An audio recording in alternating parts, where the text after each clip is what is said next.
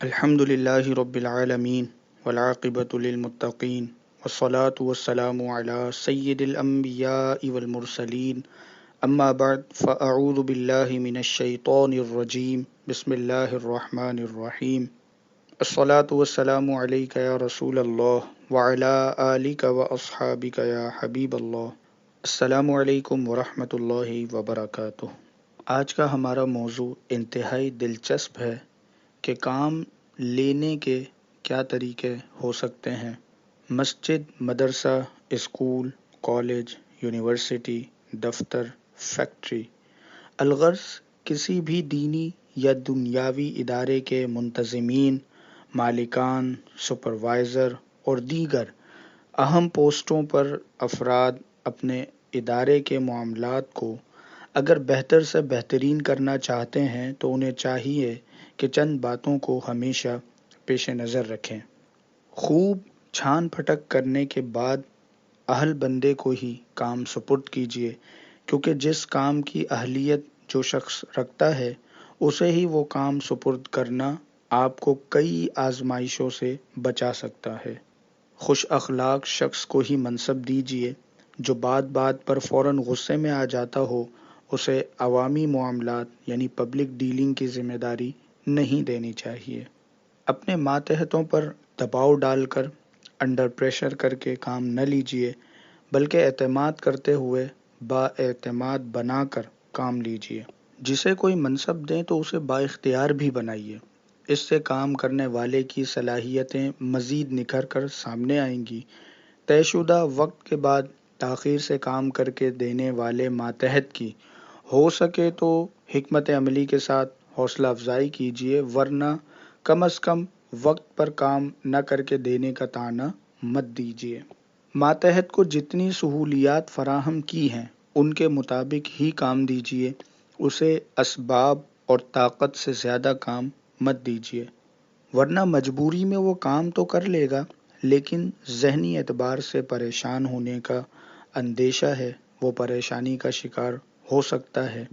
یہ بھی ممکن ہے کہ اس سے کوئی ایک کام بھی ٹھیک نہ ہو سکے. ایسی صورتحال میں وہ کام کر کے دینے والے سے بدظن رہنے کے ساتھ ساتھ کسی اور ذریعہ معاش کے تلاش میں بھی رہے گا اور سوچتا بھی رہے گا. جیسے ہی اسے کوئی راستہ ملا وہ آپ اور آپ کے کام کو گڈ بائی کہہ دے گا. بار بار ٹھوکر مارنے سے دھول اڑتی ہے، جس سے ماحول میں گھٹن پیدا ہوتی ہے اور کام کرنے میں دشواری ہوتی ہے. اسی طرح زیادہ اور بار بار پوچھ گچھ کرنے سے کام کی رفتار اور ماتحت کی خود اعتمادی میں کمی واقع ہو سکتی ہے. لہٰذا پوچھ گچھ میں افراط و تفریط یعنی کمی بیشی سے بچیے. یاد رکھیے، جب کوئی کام آپ کو خود بھی کرنا ہو اور دوسروں سے بھی کروانا ہو، یعنی جسے ٹیم ورک کہا جاتا ہے، تو اس کام کی اہمیت مزید بڑھ جاتی ہے. آپ کے ساتھ کام کرنے والے جن باتوں اور عادتوں سے بدظن ہوں ان میں سے چند باتیں ایسی ہیں کہ اگر ہم ان پر غور و فکر کریں تو ہمیں بہت سے فائدے حاصل ہوں گے. احتیاط کی عادت اپنا کر نقصان سے بچیں اور فائدے کی طرف بڑھیں. بد اخلاقی، بدتمیزی، بلا وجہ سختی کرنا، بے رخی اپنانا، جھاڑنا، شرمندہ کرنا، نیز آپ کا وقت پر نہ آنا، زیادہ انتظار کروانا، بات توجہ سے نہ سننا، مناسب وقت نہ دینا، ان تمام چیزوں سے سامنے والے کی نظر میں آپ کی اہمیت کم ہوتی ہے. اگر ان میں سے کوئی ایک بھی عادت آپ کی ذات میں ہو تو خدا را اپنی دنیا اور آخرت کی بہتری کے لیے خوب غور کیجیے اور جلد سے جلد ان برے افعال سے جان چھڑائیے. یوں ہی ماتحتوں کے سامنے ان جملوں کی رٹ لگانے سے پرہیز کیجیے کہ ہم آپ سے ہیں، یعنی ہم آپ سے نہیں بلکہ آپ ہم سے ہیں.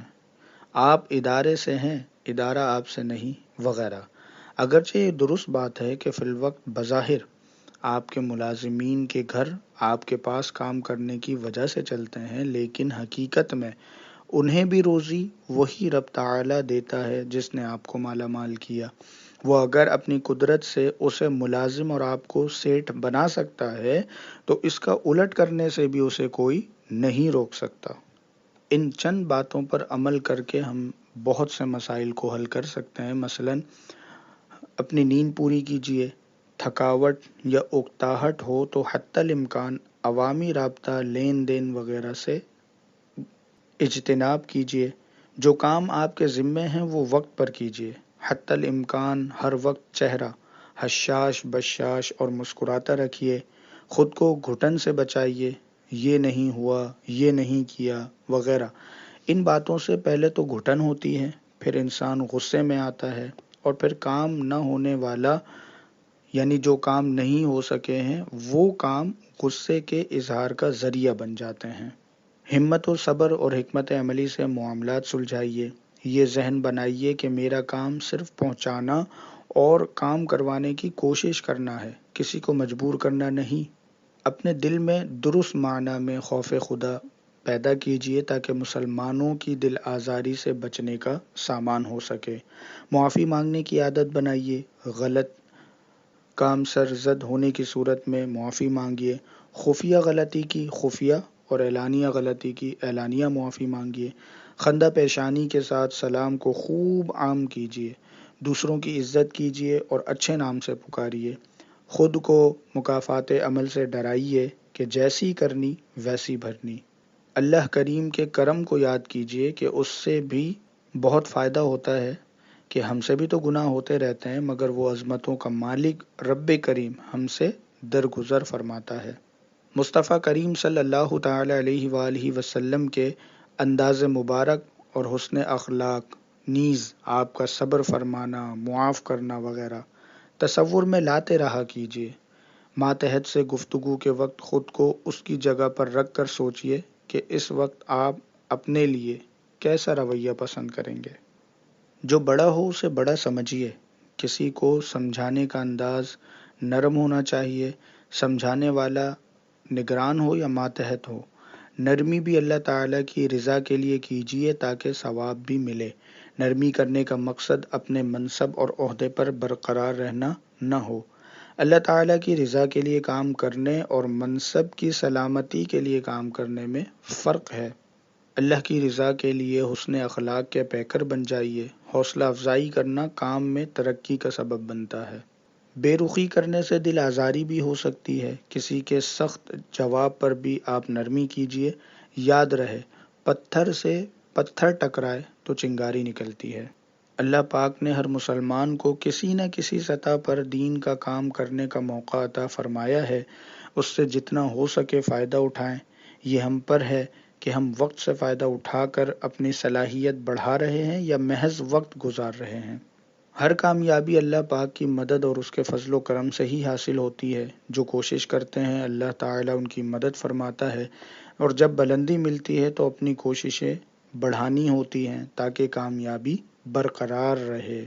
اگر آپ کی سوچ اصول و ضابطے کے ساتھ ہوگی تو بکھرنے سے محفوظ رہے گی۔ اس لیے غور و فکر کر کے پورا پلان بنائیے۔